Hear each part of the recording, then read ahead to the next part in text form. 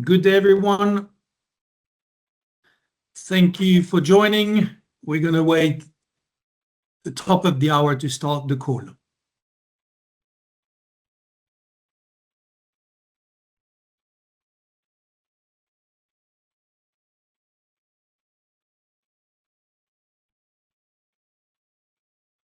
All right.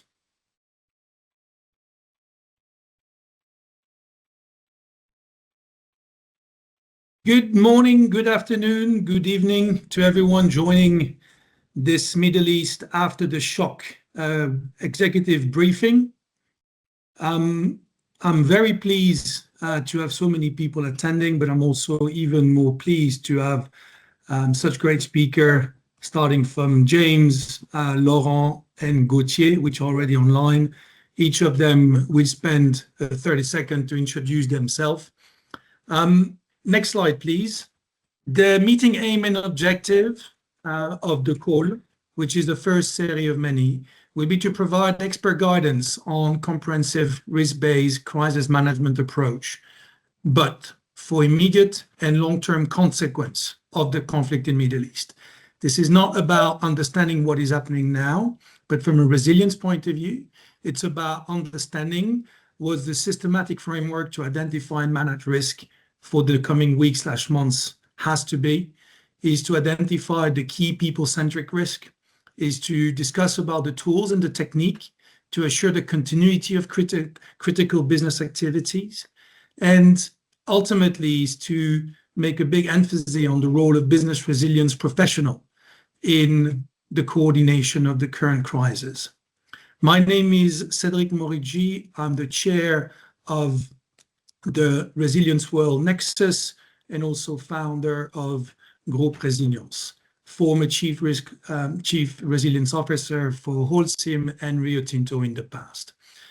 Today with us, I have the pleasure to introduce James Krask, which is the global supply chain practice leader for Marsh, and a very old friend of mine, Laurent Giesendamme, which is also the chairman of the UNDR, United Nations Disaster Risk Reduction, that we co-created a couple of years ago together.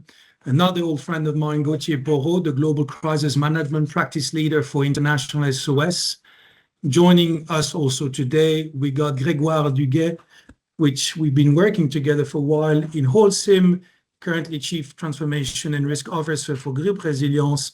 And last but not least, our moderator of today, Richard Fitzhugh, co-chair of the Corporate Chief Resilience Officer Network, and also former colleague of mine for the last 15 years, Richard. Next slide, over to you. Thank you, Cedric, for the introduction. As you mentioned, I'm the Chief Risk and Transformation Officer of Groupe Résilience, and before that, I was working for Holcim on the Anticipation and Analysis Department for 8 years, and before in the French Ministry of Defense. So you all read the news, so you are all aware of the dynamics we are currently looking at in the Middle East. The conflict has started on the 28th of February. What we see is an asymmetric warfare, taking mostly the form of aerial strikes, drones, rocket missiles, with some limited ground operation in Lebanon by Israel, which are expanding. It's a regional conflict with more than 10 countries impacted. What we see is that the strikes on both sides target mostly military sites, energy assets, transport and infrastructure, and we have seen a strike as recently as this morning on Dubai Airport, data center, and Iran has released last week an announcement that they will target economic centers and banks as well. Obviously, as in every single conflict, it's difficult to have a death toll, but we are looking at around 4,000 fatalities at the moment, with the vast majority in Iran and Lebanon. This conflict has economic consequences on supply chain. James will talk about that. And obviously, as we all see, on oil prices, which are over $100 at the moment. What is really important to understand from this conflict is that both parties have a different objective in terms of time. The United States and Israel are looking for a shared conflict prior to decisive election in their respective countries in October and November, while Iran is looking at extending the conflict to prolonging the conflict as much as possible and extend the geography of the conflict in order to increase the cost of the conflict for every single stakeholders, Gulf state, obviously US and Israel, so that there are pressure, increasing pressure from domestic and international actors to stop the conflict. This conflict has posed several risks for companies, obviously in terms of the workforce, integrity and emotional well-being, and Gauthier will speak about this part on people resilience, property damage, obviously supply chain disruption, operational continuity, and Laurent will speak about that, and obviously market volatility. So that's a brief summary of the current situation. As always throughout the webinar, if you have any question, just put that on the chat and we will take that at the end. With that, I pass over to Richard to explain what are the impacts. Great, thank you very much, Greg. I think what we can surmise from what you're saying there is we're not at the end of this. We're not at the beginning of the end. We might just about be at the end of the beginning. But even if this conflict stopped tomorrow, the consequences are going to echo through months, years, decades. So it is going to require some active risk management. It's like the French Revolution. You might concentrate on the snap of the guillotine on the day it's happening, but actually over the coming years, the consequences of that continue to unfold. So the purpose of this webinar is not to talk so much about the risks, but to hand over to our colleagues who have expertise in how to manage those risks in a systematic, methodological way. Now, whenever we look at any crisis, we take the pearls approach. Some of you, I'm sure, will be familiar with this. First and foremost, people. Make sure your people are safe. Make sure that you look after the communities in which you operate. When you've done that, concentrate on the environment, then your assets, operations, and supply chain. And if you've done that, your reputation, your legal exposure, your bottom line will probably look after themselves. And it doesn't matter what sort of crisis you're in. Broadly speaking, we look at three types of crisis: those caused by machines, cyber attacks, artificial intelligence, failure of SCADA systems; those caused by nature, climate change, natural catastrophes, transitional risks; people issues, conflict as we currently see, security issues, supply chain disruption; and occasionally those black swans that, however well you did your risk register, they still manifest. Avian flu, a solar flare taking out a hemispheric electronic circuit, tariffs suddenly arriving out of nowhere. It doesn't matter what the crisis, the pearls approach will always work. So if we go on to the next slide and specifically look at, well, what are the risks according to pearls that we see in the current conflict? And broadly speaking, you can separate those into short-term and long-term risks. Now, I looked at the 122 risks that have been identified for this particular crisis, and I've just pulled a few of them out here.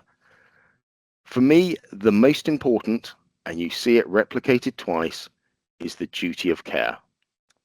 In the short term, but even into the long term, making sure that you continue to exercise your duty of care. And you might question, well, why is that in the legal side and the reputational? Well, the reality is you have a very, certainly under English law, a very clear definition of what a duty of care is. If you have a proximal relationship to someone, for example, they're a member of your staff, if the events are foreseeable, and if there is causality, whether you do something or don't do something has a material impact on the outcome, that are the three constituents of your duty of care from a legal perspective. But as we all know, courtroom duty of care is very different for how this might be played out within the industry, within media. So making sure that you're always considering, how is this actually going to look for my company? That's the really important thing.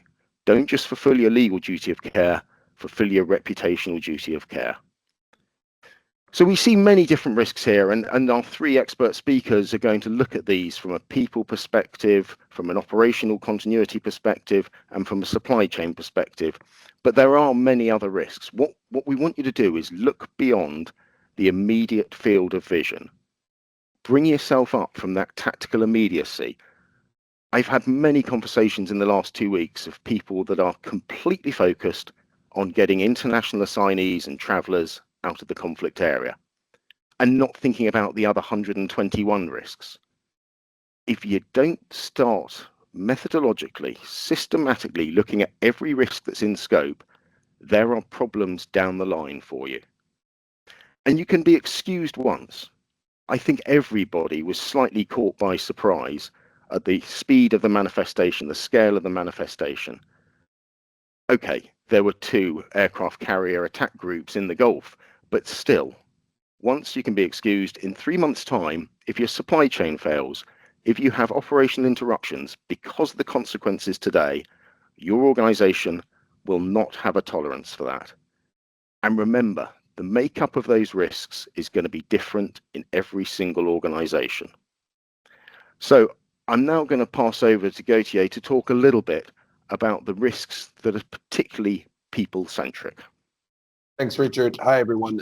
So I'm Gauthier Porot, Global Crisis Management Practice Leader at International SOS, based in Geneva, and my background is around Swiss government crisis management lead for the Federal Council, but also security contractor in various at-risk countries. And I have the pleasure of supporting senior executives in various academic entities such as IMD Business School, but also École de Guerre in Paris. The first question we want to ask ourselves is, what are the immediate actions you would expect organization to have taken already, or at least to be in process of? The first thing is to ask yourself, is that a crisis for my organization, right? Because your crisis is not my crisis. And leaders must ensure that their response matches the real impact rather than just the emotional impact of it, right? So, and even in reality, most incidents, probably around 99%, can be managed through well-structured task force. So you need to make sure, first off, is that a crisis for my organization? The second thing is that we're moving with the Middle East situation a bit away from system 1 thinking, from Daniel Kahneman, more into system 2. The shock has been gone through. Now we need to have more deliberate analytical decision making, right? Recognizing that geopolitical shocks represent shifts in the operating environment. Now back to the initial question, right? What should have organization already put in place? Well, the first one is people visibility, right? Knowing where your people are, who may be exposed, and ensuring they remain reachable. But also for those who have come back, do you provide mental health? Do you make sure that they're ready to go back to their duty at all time? The second thing you should have in place already is situational clarity, right? Make sure you have the overall picture through horizon scanning and integrated intelligence, while also anticipating, to Richard's point and Gregoire's point, second and third order consequences for your businesses. And finally, clear decision-making, right? Define governance, escalation thresholds, and decision authority based on what has happened and what could happen next, right? So this is the key 3 things you need to have in place. Now, if we move to the second question, right? Right now, is there an over-focus over repatriation? Well, that's an important question because evacuation often becomes the most visible decision boards make. But of course, the safety of people must remain at the top priority if the situation requires it, and of course, if the conditions allow, because evacuation should be implemented without hesitation. However, we do see tunnel vision from leaders focusing only on repatriation, right? Let's not forget that this is a tactical measure, not a strategic one. And while it may reduce the immediate exposure of our organization, it can also create residual effect across operations and team. So we need to bring attention towards not only the visible sideshows, but the main strategic problems, right? Because this creates blind spots for our organization who focus only on what's happening there and not what all the collateral and secondary effects on the rest of the organization. So more maintain peripheral vision at all times and widen the lens quickly and ensure that the rest of the organization is being actively managed in parallel. Now, the third question is, what is the common mistakes in fulfilling the duty of care? Well, duty of care is often misunderstood because organizations approach it in a too narrowly way. And I like what Richard said before, there's a difference with the duty of care and the legal duty of care, right? The first mistake is treating it just as a travel issue. In reality, it's about knowing what people are exposed to at all times and protect them actively, right? And in the environment where we operate, visibility is a strategic capability. The second mistake is that we confuse legal compliance with leadership responsibility. Meeting the legal minimum may protect the organization legally, but it does not necessarily protect trust. And this has an impact over the 360-degree stakeholders orchestration that you need to capture at all times. So for organizations that recognize these gaps, they must now move their duty of care approach from a compliance paper to an operational capability in practice. And now the other question is future issues organizations should be working on today. Well, I advise boards almost every day on that one thing. How do you prepare to thrive and operate in the next decade of sustained volatility?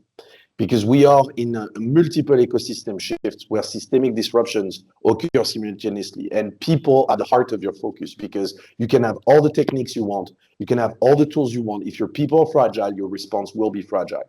So not only before the shock, but during the shock and after the shock.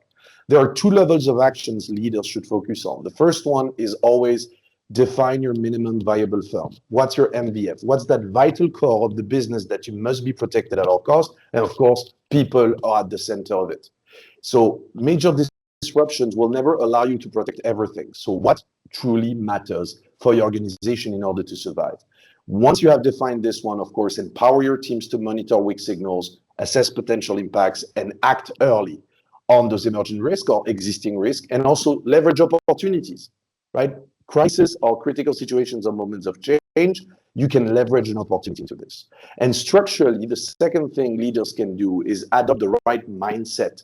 The mindset is going to be everything in the next years to follow, especially in the next month, is to be ready for operating in uncertainty, right? Promote people who can think clearly through the fog and use decision frameworks, because you won't be able to capture everything. By using a clear framework and a clear approach will help you think clearly into that fog that I mentioned before. So organizations that invest in those capabilities tend to recover faster, maintaining at the center of everything your people. And it will also help you retain talent more effectively, protect your reputation, and of course, outperform competitors during disruption. So this was, in a nutshell, a couple of takeaways for you regarding people resilience.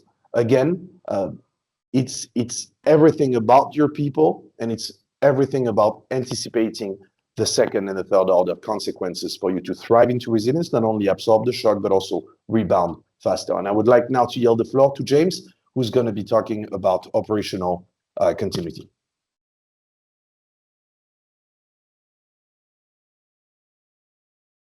Thank you very much. So my name is James Krask. I work for Marsh, who are mostly known as an insurance broker, but we spend a lot of time with clients helping them to manage risk in all its forms.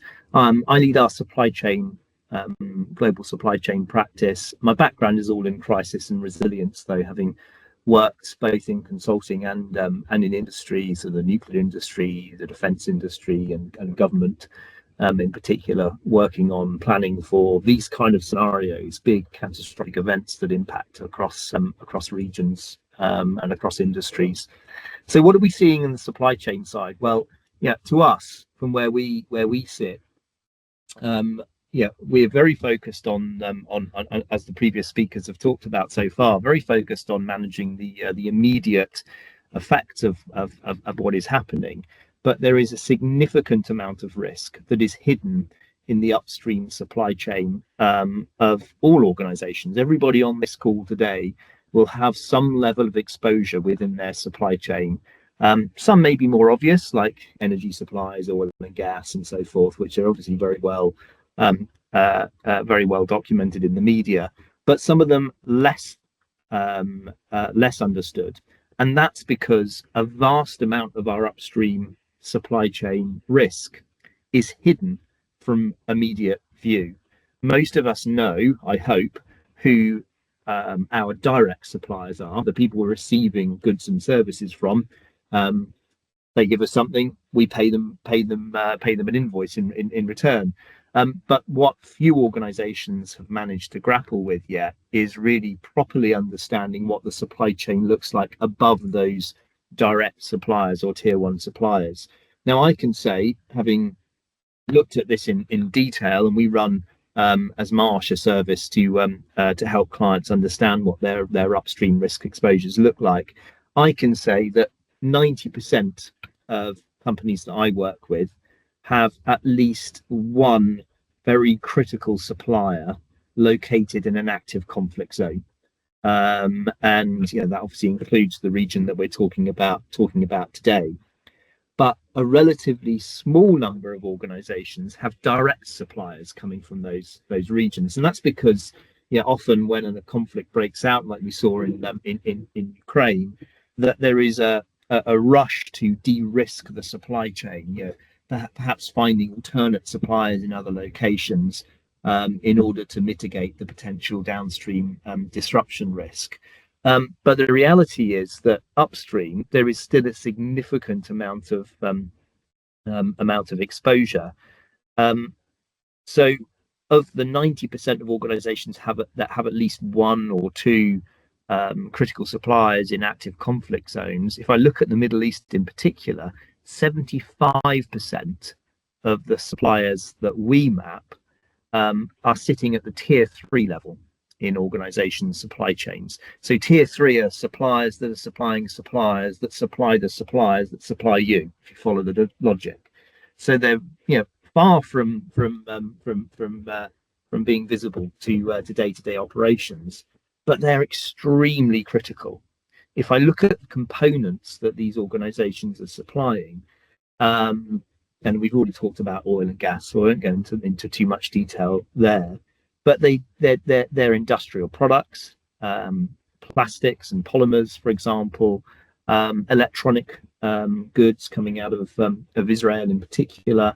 If you look further afield into other parts of the Middle East, the automotive sector has a heavy reliance upon Turkey, agriculture also on Turkey, and the point here is that even if you don't think you've got a direct exposure in your supply chain to what is happening in the region, you will have in the indirect supply chain those hidden suppliers that are looking in your wider network aren't necessarily visible. So what can we do to kind of tackle some of that? Well, first off, it starts with getting a better handle of what your upstream supply chain actually looks like. And as I mentioned earlier on, hopefully you will all know who your direct suppliers are. If you don't, then you've probably got, that's the first thing you need to be thinking about. But then don't stop there. We need to go deeper into the supply chain to understand what those upstream connections look like. And in the past, you would have had to have phoned your tier 1 suppliers and asked them who supplies them in order to build a picture of what that upstream supply chain looks like. Thankfully, we don't have to do that anymore. We can tap into vast amounts of trade data, shipping manifest information, customs clearance data, which is effectively a record of the physical exchange of goods taking place globally on any given day.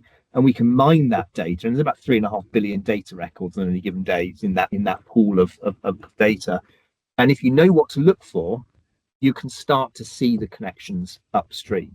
So I can see the tier 1 supplier reaching back into Saudi Arabia at the tier 2 level or the tier 3 level. So doing that mapping exercise is crucially important, because that gives you the data that you can then use to take the next step, which is working out how big a problem you have. So simply knowing you have a critical supplier that sits within an impacted area is the first step.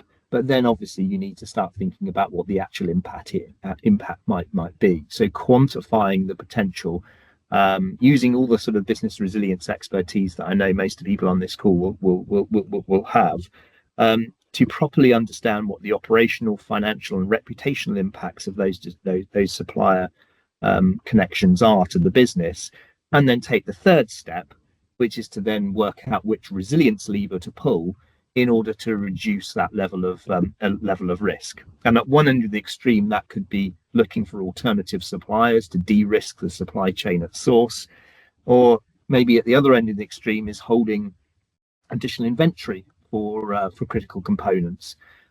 which comes at cost. So that's something that needs to be factored into the discussion. But if you're worried about short-term disruption risk, and you're worried about making sure that the business can continue operating if that supplier were to be interrupted for a period, actually holding that additional inventory is going to be quite important.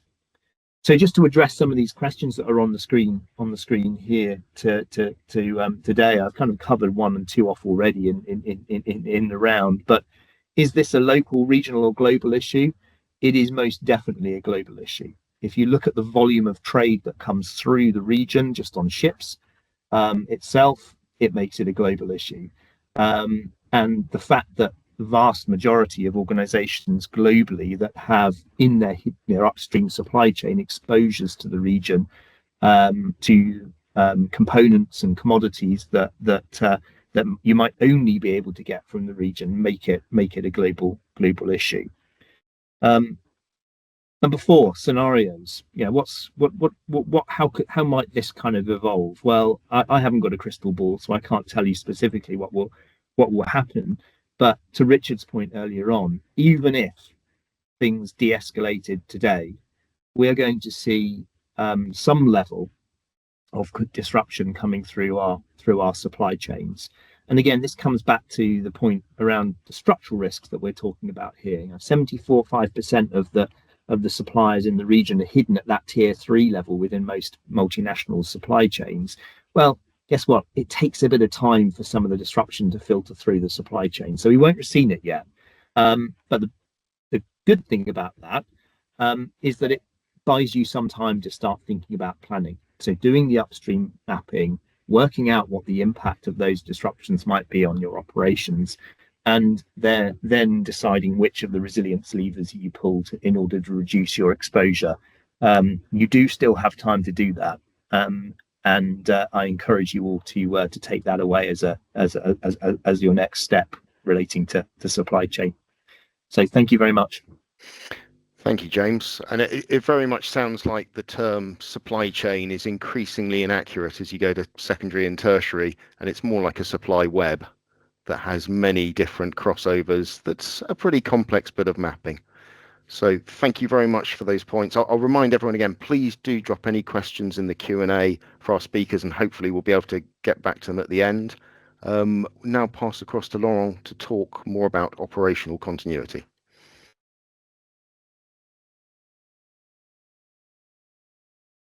I wanted to talk about. So I'm the head of security of Syngenta Group. Syngenta is a large agrochemical company. We are based in not all the countries on the planet, but many of them, including the Middle East, including in most of the countries in Asia. And I think the main point that we're going to see for business continuity for me are the cascading. So I think Gauthier mentioned a bit earlier the second and third order of consequences. And so if you combine the cascading effect of the current crisis, and if you combine this with a higher or maintaining high level of volatility in those crises, I think this is going to make the game very difficult to read. And if I put on top, so second and third order of consequences, if I can say, and then if I talk about what are the challenges, I think there is an ecosystem challenge. So we, of course, immediately look at people protection first. In our organization, we have 50,000 employees, many of them based in the affected area right now, including Iran. So there was a lot of work upstream months ago, actually, to have the right plans in place to be able to make sure that we could activate those plans and not try to think about what to do now when it's a bit too late. The ecosystem for me is really the point about not be too focused only on the now and the moment in which we are, and looking at our airplanes flying out from Dubai airport again, but look at that second and third order of consequences. I give you an example, and this is, I think one of my colleagues mentioned it earlier with Ukraine. What we have learned from Ukraine and applied there was, of course, we are based in Ukraine, and that was a very tough situation 4 years ago. But what we realized relatively quickly with the Black Sea situation was high demand for grain in countries that were exporting or relying a lot from Ukraine. And what we realized is that there would be for us, the translation of this was also potential instability in those countries that would have less access to food or less access to grain that would produce food. And so if you see this, and then you can start to say, well, where exactly? It was not the whole countries of the world. There were a few countries that were really heavily dependent from that supply, and then we really look at how could we then start to plan with those countries the right measures in case there would be significant instability, and how would that be anticipated so that we would be more equipped to deal with the situation if the situation would develop. Very similar story today, if you think about it. And then if you think ecosystem, and not only the travel and the oil, but the other consequences and one could be food security, then you could say, well, you don't need me to learn about the dependence that many countries have on fertilizer coming from the GCC countries. So what would be the consequences, and what could be the consequences, direct or indirect, for your activities, regardless in which industry you are? So I think that's a very important point to take into account. If I've mentioned a little bit what could be the practical steps an organization could take to anticipate such a situation. If I give you the example of what we have done in Iran or in Jordan, actually the plans were ready months ago, and we tested the plans and we're very quick at implementing them when the threshold of risk level was met with the current situation. I think it was only also possible because we took the time to help people to accept a possible reality that they, in their natural human being mindset, didn't want it to accept. And what we see often is that it's not only a transactional, okay, let me look at the situation, let me create a plan, and here is the plan, and implement the plan.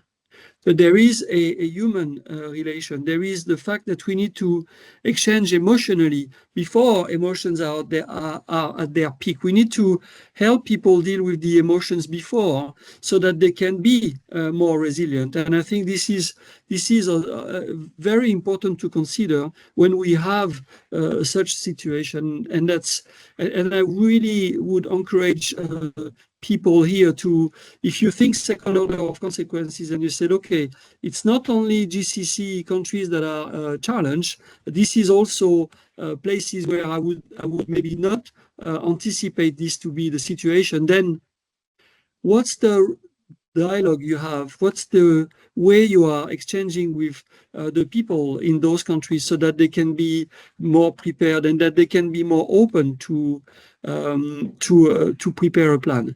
I think I've just put into the chat a link to a tool that is free for the world, and let me talk a little bit about what we can all do together to improve resilience maturity.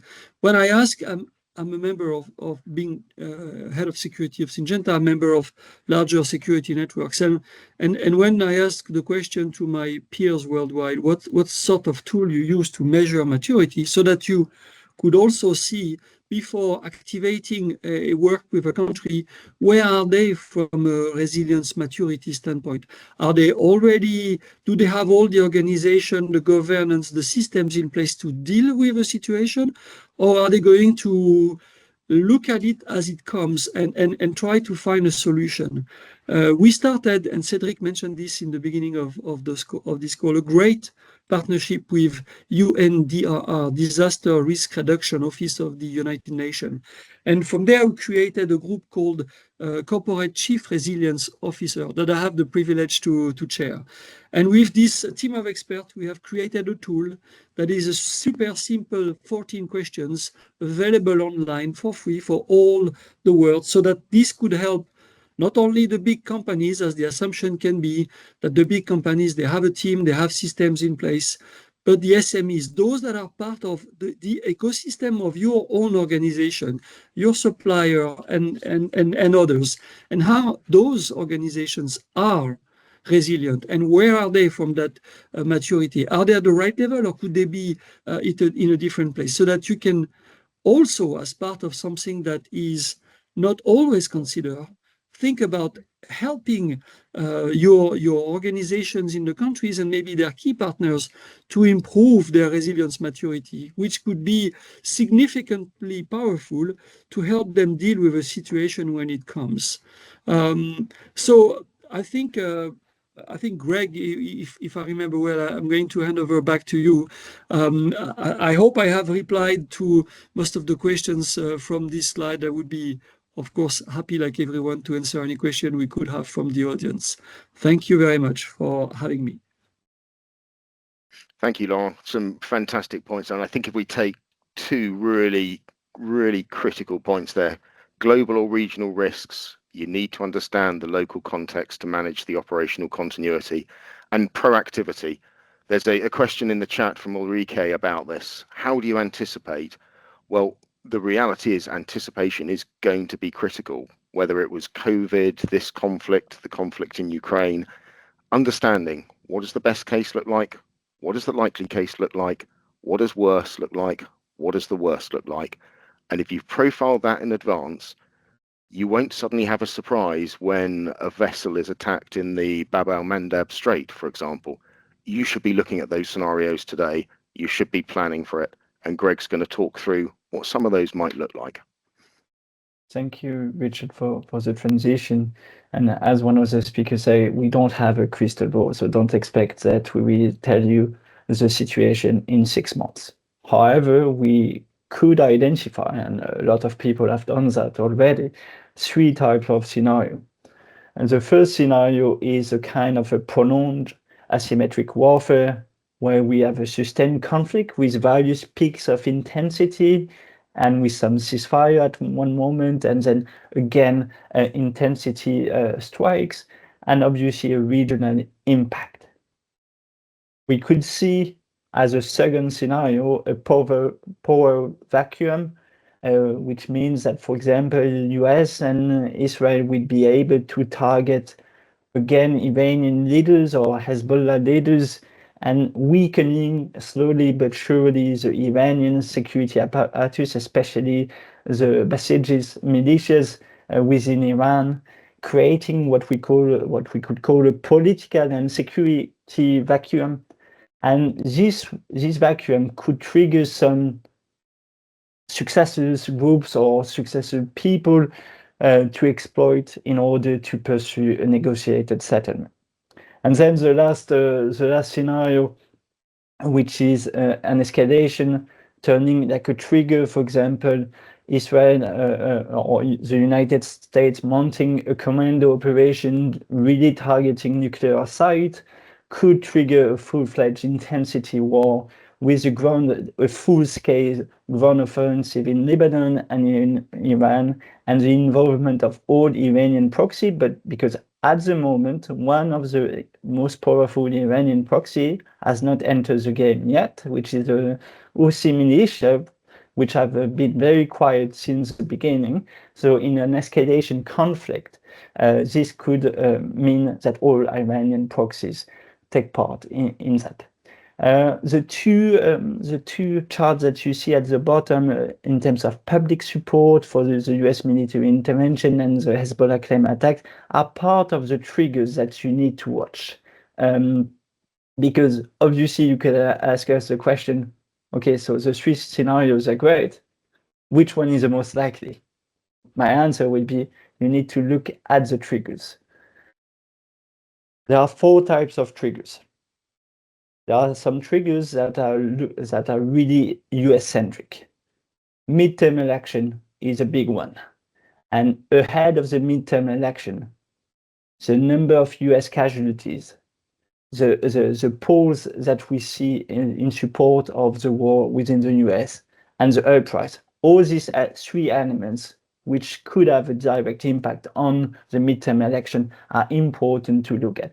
And if we go back to the side here, you can see that Iran war in 2026 is one of the war with the least public support in the first days of the war. So it's already starting really low. Then we have some factors within Israel to look for. Election again in October 2026, and obviously the Prime Minister looking for re-election, and you know that he is already cornered with a lot of potential litigation, potential trials.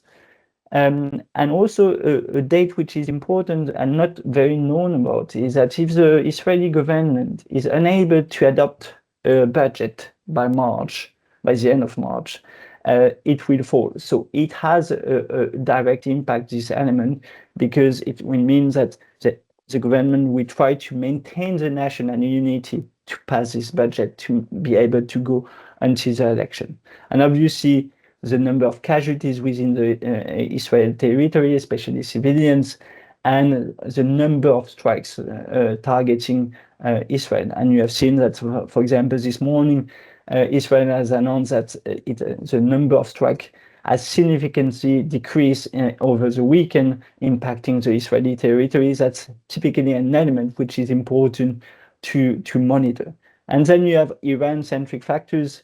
Obviously, the assumption of the US and Israel was that after the strike, after eliminating key Iranian leaders, the population will be able to regroup and to mobilize as they did in January to try to overthrow the government. It's not the case at the moment. It doesn't mean it will not happen. It's not happening for a number of reasons, but this is an element that is important to monitor, as well as the role of the Kurds within Iran and as the Azeris, which constitute a large part of the population. So typically the strikes in neighboring countries such as Azerbaijan are really important. And then worldwide factors such as the stocks of munition.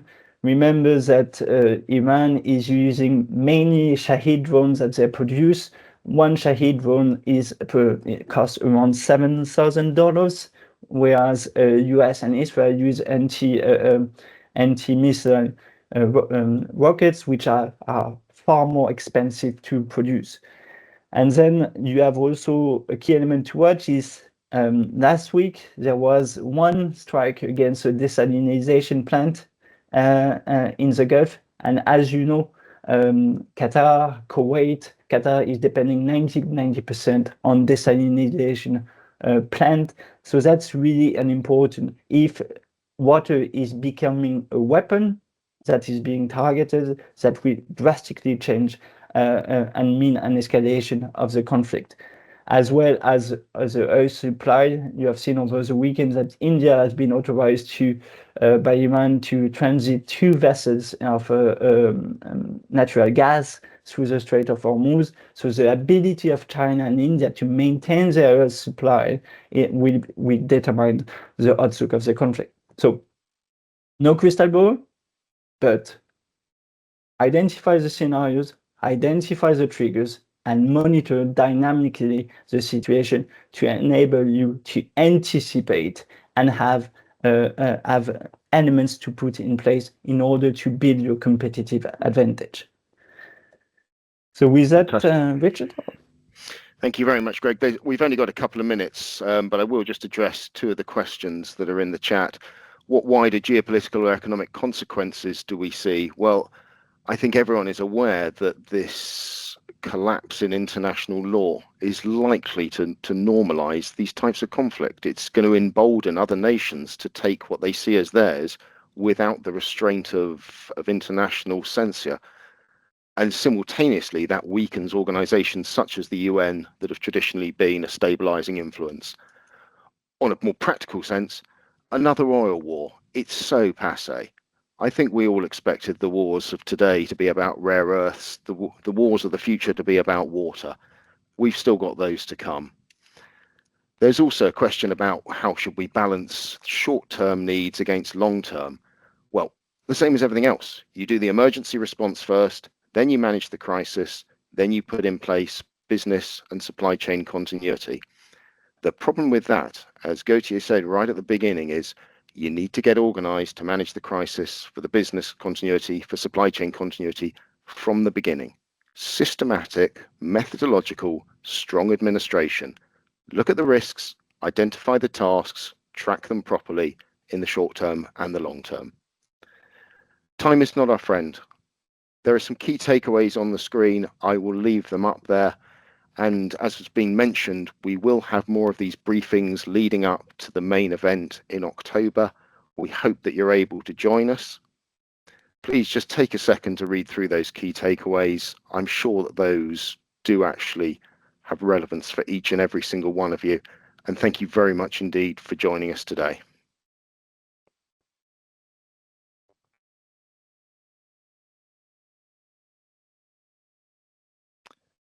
If there are no other pressing questions, what I'll do is finally say thank you to all of our speakers and thank you very much to the team that's organised this today.